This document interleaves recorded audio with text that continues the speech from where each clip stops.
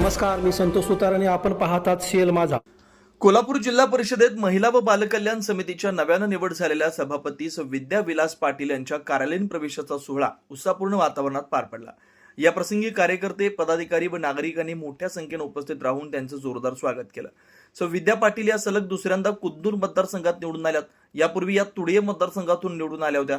त्यांच्या मागील कार्यकाळात केलेल्या विकास कामांबाबतची पोचपावती म्हणूनच त्यांना पुन्हा एकदा जनतेनं निवडून दिला. त्यांच्या कार्यतत्परतेवर विश्वास ठेवून राष्ट्रवादीच्या नेत्या डॉक्टर नंदाताई बाभुळकर तसेच माजी आमदार राजेश पाटील यांनी त्यांच्यावर महिला व बालकल्याण समितीच्या सभापती पदाची महत्वाची जबाबदारी सोपवली.